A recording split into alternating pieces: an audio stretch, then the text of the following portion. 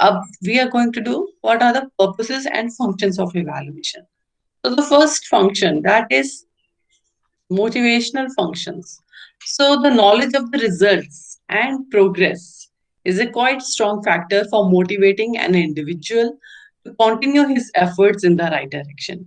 जब भी आप कोई काम करते हैं और अगर वो बिल्कुल राइट उसके एफर्ट्स डाल रहे हैं आप, और उसके जो रिजल्ट्स आ रहे हैं वो भी पॉजिटिव आ रहे हैं और प्रोग्रेस की तरफ जा रहे हैं, तो वो भी एक तरह से आपके अंदर मोटिवेशनल फैक्टर बन जाता है। आप मोटिवेट हो जाते हैं ताकि आप उसी डायरेक्शन में आगे जा सको।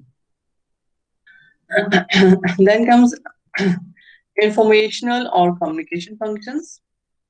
आपके पास रिजल्ट्स है, डाटा है, इवेल्युएट कर लिया है, आपके पास प्रॉपर सारी इंफॉर्मेशन है, तो आप बता सकते हो कुछ भी कंसर्न पर्सन से रिलेटेड कि वो कहाँ पे स्टैंड करता है। ठीक है, उसके बारे में आप जान पाओगे कि उसकी स्ट्रेंथ क्या है, उसकी वीकनेस क्या है, और क्या रेमेडी होनी चाहिए क्लास में जब भी टीचर पढ़ाए।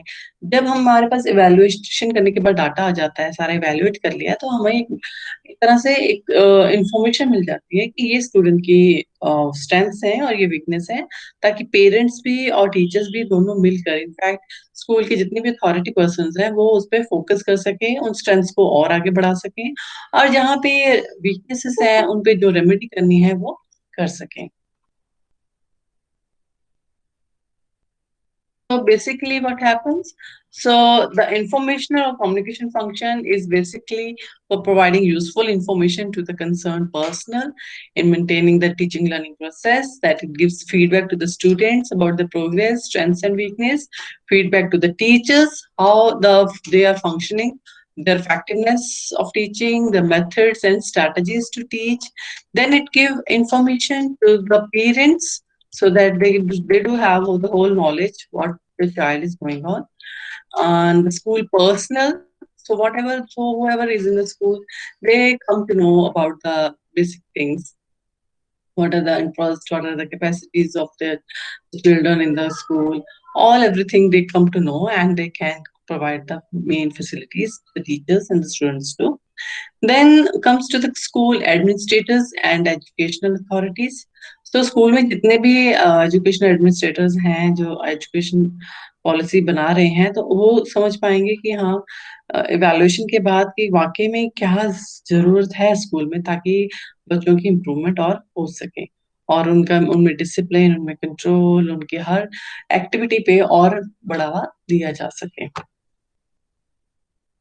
General public also come to know कि जो इवैल्यूएशन हो जाता है, तो जहाँ भी जो कम्युनिटी है उन लोगों को भी पता चलता है कि स्कूल में क्या सिस्टम है और किस तरह से बच्चों की फंक्शनिंग हो रही है, उनके एग्जाम्स, वो अगर स्टेट लेवल के एग्जाम्स है तो वो बच्चे कहाँ पर स्टैंड कर पा रहे हैं, इसकी नॉलेज उनको हो पाती है। देन इवैल्यूएशन के रिजल्ट्स हमें they help in fixing the responsibilities and accountability for the poor performance of the student. अगर किसी बच्चे में किसी सब्जेक्ट को लेकर सही मार्क्स नहीं आ रहे हैं, तो वो उसकी रिस्पॉन्सिबिलिटी टीचर्स पर, पेरेंट्स पर और बच्चे खुद पर भी आ जाती है कि किस तरह से उसको इम्प्रूव किया जाए। Then next function is planning function. तो इवैल्यूएशन एक तरह से किसी भी तरह की हमने इवैल्यूएशन की है, तो वो हमें प्लान करने में हेल्पफुल होती है कि हम अपने जो भी टीचिंग लर्निंग प्रोसेस है उसको कैसे प्लान आउट करें। So the first point is formulation of the set objectives for carrying teaching learning task, ताकि हम अपने जो ऑब्जेक्टिव्स है टीचिंग लर्निंग के वो हम सेट कर सकें और उसके बाद हम पढ़ाना शुरू कर सकें। So the second is selection and organization of appropriate learning experiences, framing syllabus and developing curriculum. तो इसमें यही आ जाता है कि हम कैसे सिलेक्ट करें जो भी हमने पढ़ाना है, उसे कैसे जो भी मटेरियल है उसको कैसे ऑर्गेनाइज करें। ठीक है, और जो भी हमारा सिलेबस है, करिकुलम है, वो सिलेक्ट करें कि कौन सी सब्जेक्ट लेवल पर, कौन सी क्लास लेवल पर, कौन से मेंटल लेवल पर बच्चों को क्या पढ़ाना है और क्या नहीं पढ़ाना है। तो जब हम इवैल्यूएशन करते हैं, देखते हैं कि टोटल सारी क्लास बहुत डाउन जा रही है, तो फिर इसका मतलब हो सकता है कुछ करिकुलम में भी प्रॉब्लम हो, कोई ज्यादा टफ करिकुलम तो नहीं है, क्या बच्चे बहुत ज्यादा स्कोरिंग कर रहे हैं, वो सबके 80 90s में आ रहे हैं, तो इज सो इजी, तो चिल्ड्रन को थोड़ा सा डिफिकल्ट टास्क देना चाहिए, तो उसके अकॉर्डिंगली हमें फ्रेम आउट करना है।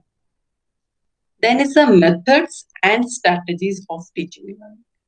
अब किस मेथड से आपने पढ़ाना है, कौन सी स्ट्रैटेजीज यूज करनी है, कौन सी एड्स यूज करनी है। तो जब भी हमारे पास जो एवेल्युएशन करने के बाद आउटकम आता है तो हमें लगता है कि यस, इस टॉपिक को हमें एक अच्छे मेथड से पढ़ाना चाहिए। हो सकता है बच्चों ने अच्छे मार्क्स नहीं लिए हैं, तो इसलिए हमें उस टॉपिक को और भी अच्छे से कराने के लिए ऑडियो विजुअल एड्स और जो भी नेसेसिटी है वो जरूर पूरी करनी चाहिए। Then comes remedial teaching. Yes, remedial teaching कहिए, इंडिविजुअल टीचिंग कहिए, जिसमें बच्चा जिस सब्जेक्ट में वीक है उसकी तो फिर से क्लास लगाई जाए और उसे पर्सनली उसे समझाया जाए। ठीक है, एक तरह से इसे स्पेशल एजुकेशन प्रोग्राम भी कहा जाता है कि नॉर्मल क्लास में होने के बाद जिन बच्चों को प्रॉब्लम है, जिन्हें नहीं समझ आया, उनकी फिर से क्लास ली जाए अकेले में और या फिर एक दो बच्चों के ग्रुप में, ताकि उनको जिस टॉपिक में या जो भी कंसेप्ट नहीं क्लियर हो रहा वो क्लियर करवाया जाए। Then comes decision making functions. So evaluation जो है वो हमें आगे लाइफ के बच्चों के रिगार्डिंग बहुत इंपॉर्टेंट डिसीजन लेने में हेल्पफुल है, और वो डिसीजन ऐसे होंगे जो कि बच्चों के वेलफेयर के लिए होंगे। So the evaluation data helps in making decision for the selection of students to various courses and areas of study. ठीक है, तो बच्चों ने आगे जाके अपनी लाइफ में कौन से सब्जेक्ट्स चूज करने हैं, कौन सा स्टडी एरिया चूज करना है, तो उसको सिलेक्ट करने के लिए बहुत ही हेल्पफुल है। So it also helps in taking decision regarding promotion or retention of the students. अब क्लास में बच्चा है और उसमें इवेल्युएट कर रहे हैं तो उसके मार्क्स बहुत अच्छे आ रहे हैं, बिल्कुल 90% एंड अबव स्कोर कर रहा है, तो हो सकता है कि उसे हायर क्लास में प्रमोट कर देना चाहिए। या फिर बच्चा उतना नहीं कर पा रहा है और उस क्लास के अकॉर्डिंगली वो बिल्कुल फिट नहीं है, तो उसे डिमोट भी कराया जा सकता है, उसको फिर से वो क्लास को रिपीट करने के लिए भी कहा जा सकता है। तो इस तरह से जो इवैल्यूएशन में जो भी हम ग्रेड्स देते हैं, जब मेरिट पोजीशन पे आ रहे हैं, तो उस तरह से हम सर्टिफिकेट्स देते हैं, डिग्रीज अवार्ड करते हैं, और सब देखा जाएगा कि बच्चा का स्टैंड कहाँ पर है, और उस बच्चे के स्टैंड पर देखकर हम डिसाइड कर सकते हैं इन्हें आगे बढ़ाया जाए, प्रमोट किया जाए या ना किया जाए। Then comes valuable curricular decision also to take continue or discontinue scheme of study. Evaluation से हमें ये पता चलता है कि ऑलरेडी जिस स्कीम से हम पढ़ा रहे हैं, जो करिकुलम हम पढ़ा रहे हैं, या फिर जो मेथड ऑफ इंस्ट्रक्शन है उसमें कोई चेंज लेकर आना चाहिए कि नहीं, जो हमारे इंस्ट्रक्शनल ऑब्जेक्टिव्स हैं उसमें चेंज लाना चाहिए या नहीं। मेथड ऑफ एवेल्युएशन है, जिस तरह से हम इवेल्युएट कर रहे हैं, किस तरह के हम क्वेश्चनिंग फ्रेम कर रहे हैं, तो वही सेम रखने चाहिए या चेंज कर देनी चाहिए। तो ये सारी चीजें नोट करनी चाहिए, तो उसके अकॉर्डिंगली हम डिसीजन ले सकते हैं कि जो भी करिकुलम में कुछ चेंज होना चाहिए या उसको नहीं होना चाहिए। ये हम जब इवेल्युएट करेंगे तभी हमें पता चलेगा। Then comes it helps in taking decision regarding type and amount of guidance. अब बच्चों ने इवैल्यूएशन जब हमने किया तो उनके बहुत अच्छे मार्क्स आ रहे हैं, तो हमें फिर लगेगा कि हाँ, बच्चों को अच्छे ऑलरेडी मार्क्स हैं, उन्हें कितने लेवल का गाइड करना चाहिए, उन्हें कौन सी फील्ड ऑप्ट करनी चाहिए। तो हो सकता है कोई बच्चा आर्ट्स में ज्यादा मार्क्स ले रहा है, कोई हो सकता है मैथमेटिक्स में ज्यादा ले रहा है, कोई लिटरेचर में ज्यादा ले रहा है, तो आप गाइड कर सकते हैं कि वो बच्चा कौन सी फील्ड में आगे जाए। Then it help in deciding the need of special और रेमेडियल एजुकेशन। यस, जैसे हम इवेल्युएट करते हैं बच्चे अच्छे मार्क्स नहीं ले पा रहे, बिल्कुल ही बेसिक तरह क्वेश्चंस भी नहीं कर पा रहे, तो it means they need remedy, उन्हें स्पेशल और यहाँ पे कोई रेमेडियल एजुकेशन की तरफ जाना चाहिए। देन कम्स रिवार्डिंग और पनिशिंग द चाइल्ड। ठीक है, तो बच्चे ने जो भी आपका इवेल्युएट किया, तो आप उससे मेक आउट कर सकते हो कि बच्चा ठीक है या गलत है, उसको रिवार्ड देना चाहिए या पनिशमेंट देनी चाहिए। तो ये डिपेंड करता है उसके इवेल्युएशन, कॉन्टिन्यूसली जब हम इवेल्युएशन करते हैं तो उसका बिहेवियर कैसा है, क्लास में वो कैसा चल रहा है, अपना होमवर्क टाइम पे करता है कि नहीं करता, चीटिंग करता है कि या खुद से आंसर लिखता है, वो बेसिकली कहाँ स्टैंड करता है। और अगर वो ज्यादा मिस्चीवियस है और पढ़ाई में ज्यादा ध्यान नहीं दे रहा है, तो उसे छोटी मोटी मतलब पनिशमेंट भी दी जा सकती है। या फिर देख सकते हैं कि बच्चा जो है बहुत जीनियस है, हर काम बहुत ओबीडियंटली कर रहा है, बहुत सिंसियर है, हर काम में आगे है, एंड उसको थोड़ा बहुत रिवार्ड भी देना चाहिए। फ्रेंड्स, आप इवैल्यूएशन जब करते हो तभी आप देख पाओगे। Then comes needs and objectives of evaluation. अब हमारे जो हमने इवैल्यूएशन करना है, लाइफ साइंस में करना है, तो उसकी क्या नीड है, why we want to have evaluation. या हमारा ऑब्जेक्टिव क्या है इवैल्यूएशन करने का।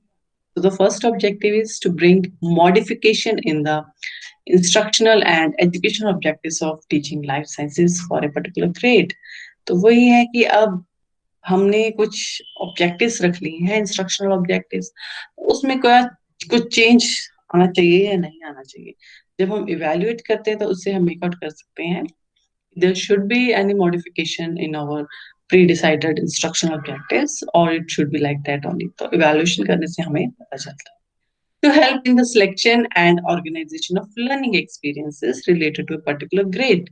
आपकी कौन सी क्लास है, उसमें कौन कौन सी लर्निंग एक्सपीरियंस, कौन सी एक्टिविटीज, कौन सा फील्ड वर्क, कौन सा प्रैक्टिकल वर्क होना चाहिए, तो वो हम मेक कर सकते हैं। तो that becomes much suitable for that particular class. तो वो ये हम जब इवेल्युएट करते हैं तो हमें ये सब आइडिया हो जाता है कि that it will work. Then is to help in the selection and use of general and specific teaching learning strategies and methods. वही है कि एक टॉपिक को बहुत अच्छे से कराने के लिए आप कौन सा मटेरियल, कौन से कंसेप्ट्स की सिलेक्शन कर रहे हो, ठीक है, कौन से टीचिंग लर्निंग स्ट्रैटेजीज यूज कर रहे हो, तो वो ये कौन से मेथड से पढ़ा रहे हो। तो हो सकता है आपका मेथड ऑफ टीचिंग ठीक नहीं है, तो बच्चे उसे नहीं इतना ग्रैब कर पा रहे, तो वो सारा करने के बाद आप मेक आउट कर सकते हो और उसको आगे बढ़ा सकते हो। Then is to help in diagnosing the learning difficulties. वही है, जब आप इवेल्युएट करते हो तो आप डायग्नोस कर सकते हैं कुछ बच्चों में जनरली छोटी मोटी लर्निंग डिफिकल्टीज होती हैं। तो आप मान लीजिए किसी बच्चे को आई साइट वीक है और वो पीछे बैठता है और उसके आप जब इवेल्युएट करते हो तो मार्क्स भी कम आ रहे हैं, so you can make out कि हाँ इसके आई साइड वीक है, ही सिटिंग एट द बैक, तो he should sit in the front ताकि उसके सारा क्लियर हो सके कंसेप्ट। तो उस तरह में जो भी लर्निंग डिफिकल्टीज आप डायग्नोस हो सकती हैं अगर कुछ प्रॉब्लम आ रही है और उसको आप रेक्टिफाई कर सकते हो। Then is the teacher for better planning and organizing the teaching task according to the need of the student. वही आपका जितना भी मटेरियल है, जो भी आपने प्लान आउट करना है, ऑर्गेनाइज कर सकते हो कि बच्चों की क्या नीड है, उसके अकॉर्डिंगली आप पढ़ा सकते हो। Then is getting due incentives and motivation can be extrinsic or intrinsic for carrying out teaching learning function. वही है कि आपको कोई भी आपने जब आप इवैल्यूएशन करते हो तो आपको भी टीचर्स को भी मोटिवेशन मिलता है कि हाँ मैंने इस तरह से पढ़ाया इसलिए बच्चा बहुत आगे बढ़ गया, तो वो मोटिवेशन काम करता है और आप आगे और बढ़ते हो उसको काम करने के लिए, उसी तरह से उस पर और वर्कआउट करते हो। Then is it help the guidance and counselling personal. Yes, तो इवैल्यूएशन जो भी हम करते हैं, जो मार्क्स आते हैं चाहे किस तरह से भी की गई है हर फील्ड को लेके, तो एक गाइडेंस पर्सनल को भी पूरा आइडिया हो जाता है कि बच्चा कहाँ स्टैंड करता है, तो गाइड कर पाता है कि वो आगे जाके अपनी लाइफ में कौन सी फील्ड ले, या जो भी उसे कोई प्रॉब्लम आ रही है तो उस पर भी गाइड कर सकते हैं कि how that problem can be rectified. Then is realisation of the teaching learning objectives of teaching life science. तो हमारे जो टीचिंग लाइफ साइंस के ऑब्जेक्टिव्स है वो हमें रियलाइज कर पाते हैं जब हम वैल्यूएशन करते हैं कि वाकई में हमारे टीचिंग लर्निंग के ऑब्जेक्टिव्स के अकॉर्डिंगली बने हैं, उसके अकॉर्डिंगली हमने टेस्ट किया है और बच्चे सक्सेसफुल हुए हैं कि नहीं हुए।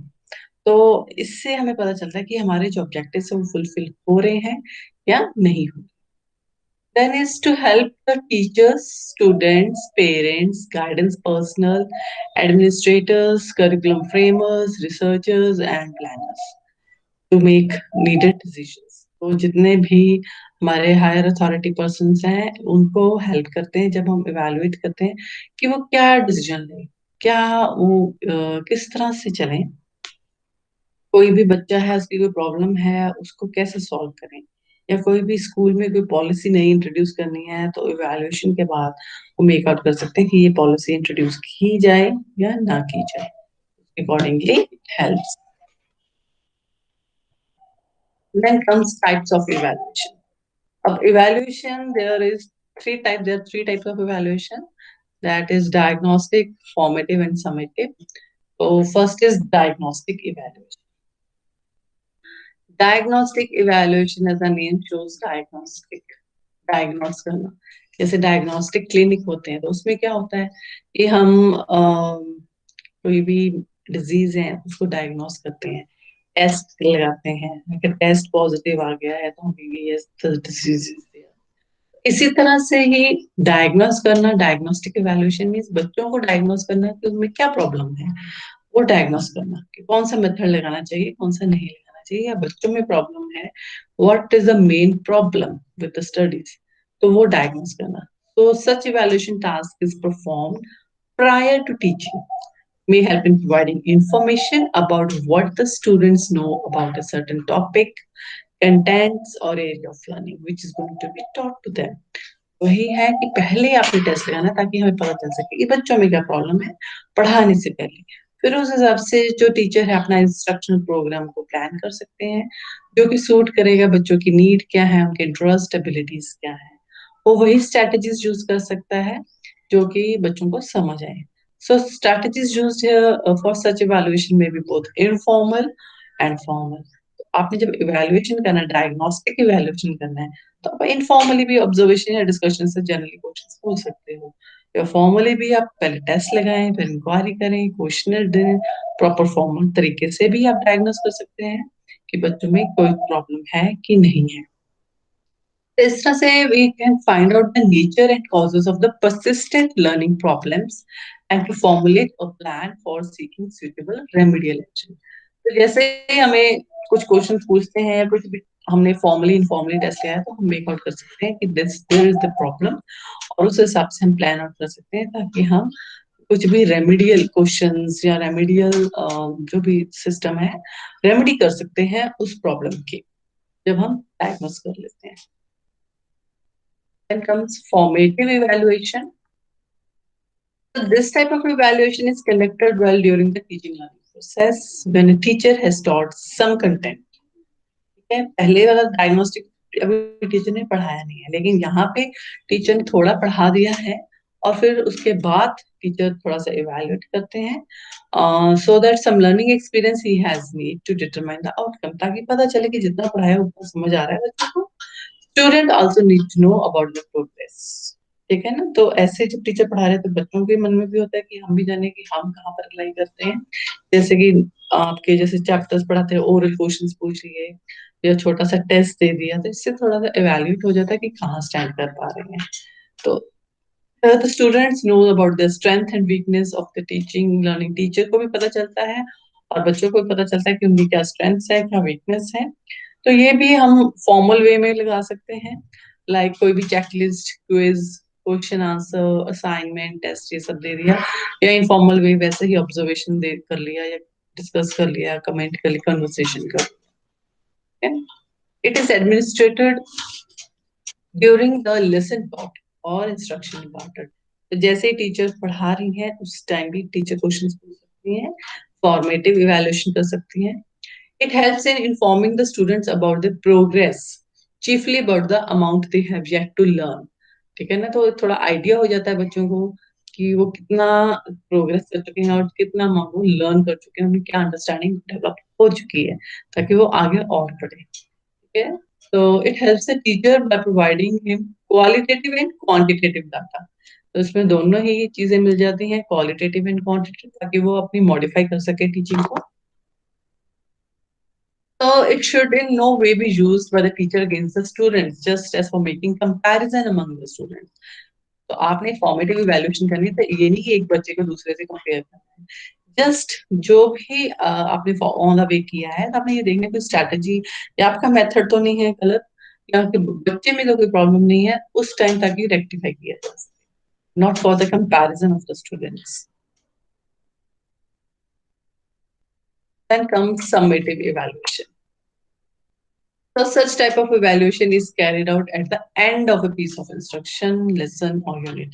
बिल्कुल एंड में जब आपने पढ़ा दिया है, ठीक है, वो होती है समेटिव इवैल्यूएशन, जिसे फाइनल एग्जाम्स हो जाते हैं। तो फॉर्मेटिव इवैल्यूएशन जो बीच बीच में आपके यूनिट टेस्ट, मंथली टेस्ट इस तरह के हो रही है वो होते हैं।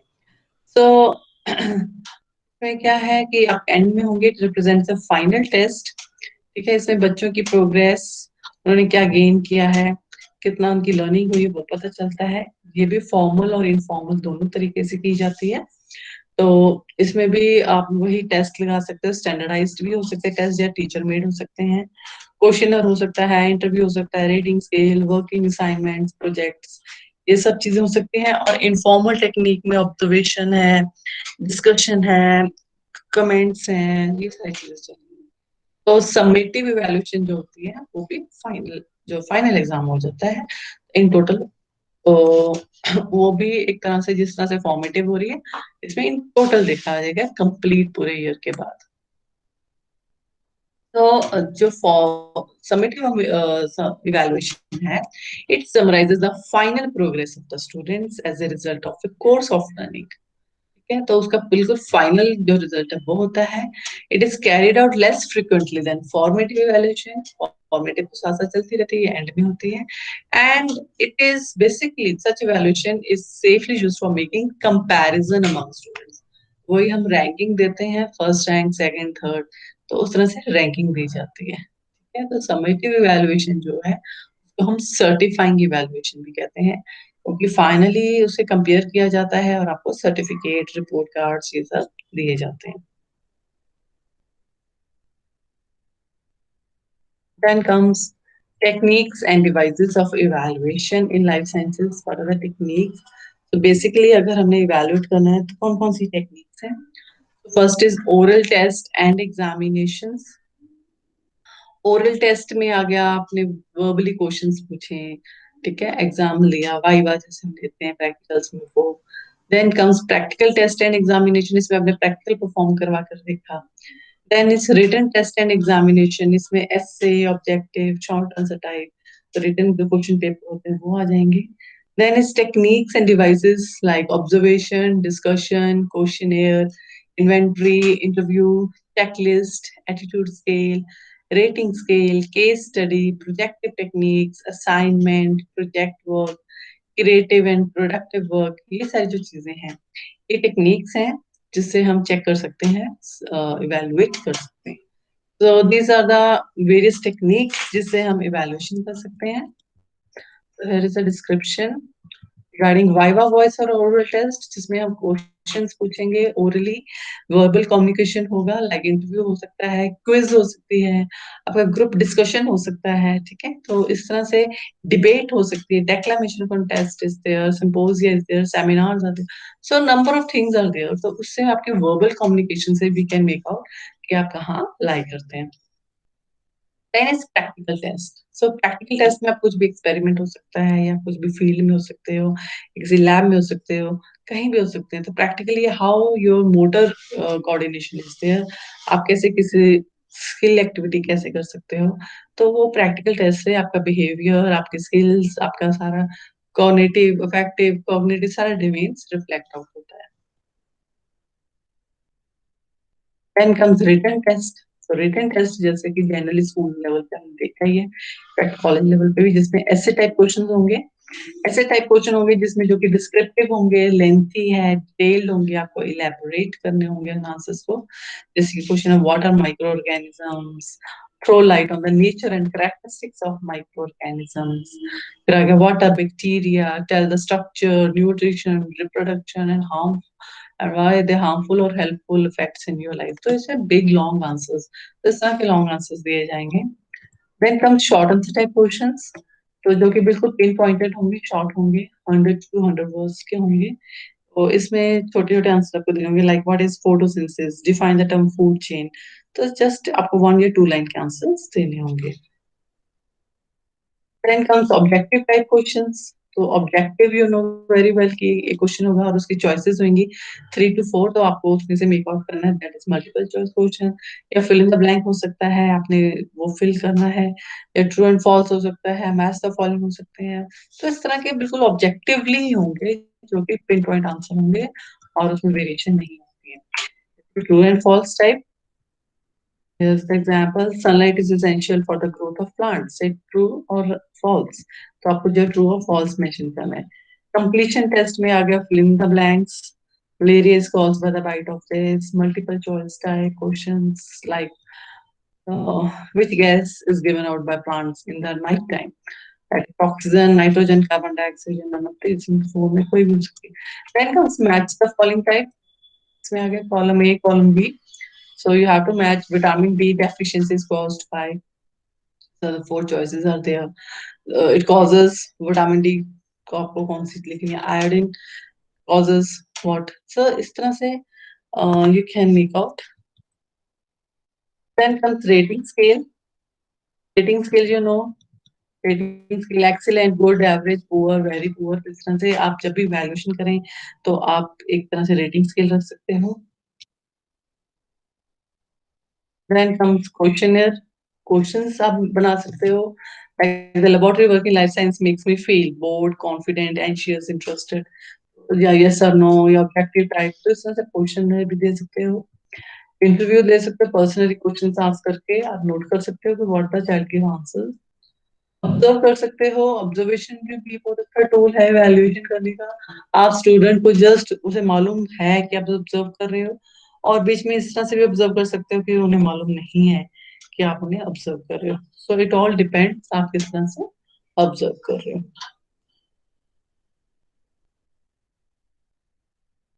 Then comes improving the evaluation programs और system in life sciences. तो हम इवैल्यूएशन प्रोग्राम को कैसे इंप्रूव कर सकते हैं life science. So here comes first is construction of the evaluation techniques in the light of the clearly defined set behavioral objectives. है ना, तो आपने एजुकेशन ऑब्जेक्टिव्स को ध्यान में रखते हुए ही अपनी इवैल्यूएशन टेक्निक्स बनानी है ताकि आपकी जो ऑब्जेक्टिव्स है वो फुलफिल हो सके. That is measurement and assessment of the total changes in the behavior of the students. That is cognitive, punitive and effective. आपका जो भी आपने इवैल्यूएशन करना है तो उसमें तीनों बिहेवियर में जो चेंज आ रहा है वो सारी चीजें इवैल्यूएट हों, उसको हम मेजर कर सकें कि बच्चे के माइंड में कॉग्निटिवली कितना चेंज आ रहा है, कॉग्निटिवली और इफेक्टिवली कंप्लीट तो तीनों डोमेन्स में चेंज आ रहा है, तभी हम कहेंगे कि बच्चे के बिहेवियर में चेंज आया है. बाकी आपके जो क्वेश्चंस हैं उसमें भी इम्प्रूवमेंट होनी चाहिए, ऐसे type, short answer type, projective type questions, ये सारे ठीक ठाक से फ्रेम आउट होने चाहिए. और इम्प्रूवमेंट होनी चाहिए उसको, जो भी क्वेश्चंस बनाए हैं उनकी स्कोरिंग में, उनको इंटरप्रेट करने में आंसर्स को. देन आपको इंटरनल एग्जामिनेशन और इंटरनल असेसमेंट भी रखनी है ताकि आप मेक आउट कर सकें कि बच्चों का लेवल कहाँ तक है, और बच्चों को रिकमेंड कर सके कौन सी बुक वो पढ़े ताकि वो और इम्प्रूव हो सके. आपको क्यूमुलेटिव रिकॉर्ड को भी मेंटेन करना है, उनकी जो अचीवमेंट्स हो रही हैं, उनकी परफॉर्मेंसेस हो रही हैं, ताकि आप इन टोटल और ट्राइफैक्ट देख सको बच्चों की ग्रोथ कहाँ पर हो रही है, किस लेवल पर है वो.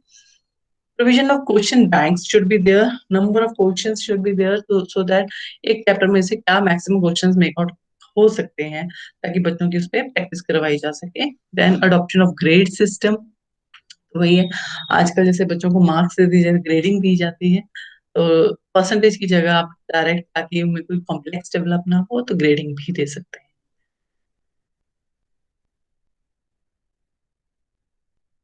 Then comes different types of grading system. तो आजकल क्या है कि लेटर्स या न्यूमेरिकल वैल्यू देने से बेटर लोगों को, बच्चों को हम ग्रेड से देते हैं, like A grade, B grade, A plus, A double plus, है ना. तो इस तरह से ग्रेड का स्केल बनाना पड़ता है, वो 100 पॉइंट स्केल पे भी बनाया जा सकता है. ठीक है, तो ये ओल्ड सिस्टम था कि परसेंटेज मार्क्स दिए जा रहे हैं, लेकिन अब ग्रेडिंग सिस्टम भी आ गए हैं. So this grading system is simple to assign. ठीक है, इजी है, उसमें कोई बायस नहीं हो जाता है और कोई सब्जेक्टिविटी नहीं इन्वॉल्व होती है. So examiners do differ in their marking on account of the subjectivity and standard of their marking. So grading reduces the subjectivity and unreliability. अब कोई एक ऐसे लिखा है तो किसी ने, कोई एग्जामिनर उसको 80% दे रहा है और कोई उसको 70% दे रहा है, कोई 75% दे रहा है, तो अच्छा लिखा है लेकिन परसेंटेज में वेरिएशन है. तो व्हाट हैपेंस, सो जब ग्रेड दे दें कि हाँ ये ए ग्रेड का ऐसे लिखा है, मतलब अच्छा लिखा है, तो ए ग्रेड में 70 वाला भी आ गया और 80 वाला भी आ गया, तो एक तरह से सब्जेक्टिविटी रिड्यूस हो जाती है जब हम ग्रेड्स दे देते हैं. सो ओल्डर सिस्टम में क्या था, पास फेल का प्रोविजन था, first division, second division, third division था, जो कि परसेंटेज ऑफ मार्क्स के अकॉर्डिंगली होती थी. और लेकिन अब ग्रेडिंग के कारण ज्यादा वाइडर हो गया है कि ग्रेडेड कैटेगरीज आ गई हैं. ए ग्रेड है, बी ग्रेड है, उसमें परसेंटेज का नहीं है, डायरेक्ट ग्रेडिंग का है. तो usually what happens, different subjects have different ranging marks. ठीक है, तो डिपेंड करता है आप कौन सा सब्जेक्ट है उसमें आप किस तरह से ग्रेडिंग, कौन सा रेटिंग स्केल रख रहे हो। तो जैसे मैथमेटिक्स है तो कि बच्चे बिल्कुल डायरेक्ट आंसर देंगे तो उसको अच्छा ग्रेड ही मिलेगा, लेकिन जहाँ लिटरेचर आ जाता है वहां पे थोड़ा सा डिफरेंट आ जाएगा, depend. Then evaluation on a uniform basis for better comparison and combination of evaluation out. तो हमें इवेल्युएट यूनिफॉर्म बेसिस पे करते रहना चाहिए ताकि एक बेटर आउटकम आए। जब इवेल्युएशन होती है तभी बच्चे भी ढंग से पढ़ते हैं और सीरियसली लेते हैं और उस पर वर्कआउट करते हैं। So here comes the methods of grading. So generally there are two types of letter grades, like A, B, C, D or E. This one, and other is O, A, B, C, D. तो ये represent करता है very good, outstanding, very good, good, poor, very poor, इस तरह से performances के accordingly दिया जाता है। तो here is the absolute grading method, that is O grade, O, A, B, C, D. O stands for 80% above marks, then A 70 से लेके 79%, B आ गया 60 to 69%, C is 50 to 59% and D comes less than 50%। तो उसके according हम percentage नहीं देंगे, हम इस तरह से ग्रेड दे देते हैं। अनदर फॉर्म जो है वो क्रिटेरियन परफॉर्मेंस उसे कहते हैं। क्रिटेरियन रेफरेंस ग्रेडिंग होता है, उसमें हमें जो है डिफिकल्टी लेवल ऑफ टेस्ट का पता चलता है, क्वालिटी ऑफ लर्निंग परफॉर्मेंस का पता चलता है। ठीक है, तो that is given, then comes grade performance level in relation to the achievement of predetermined objective, like O A B C D है तो हम O का हम कहेंगे यस आउटस्टैंडिंग है बच्चा, या अबव एवरेज है, या एवरेज है, बिलो एवरेज है, या वेरी पुअर इनएडुकेट है, तो इस तरह से हम O A B C D दे सकते हैं। Then comes relative grading method, that is comparative or relative position, the ranks of the students in the class or group। तो टॉप 7% ऑफ द क्लास वो ग्रेड में आ गई, ठीक है, ranking होगी। फिर हमने टॉप मिडल 24% ले लिए तो उनको ए में डाल दिया, इस तरह से रैंकिंग पॉइंट ऑफ व्यू से हमने ग्रेड कर दिए।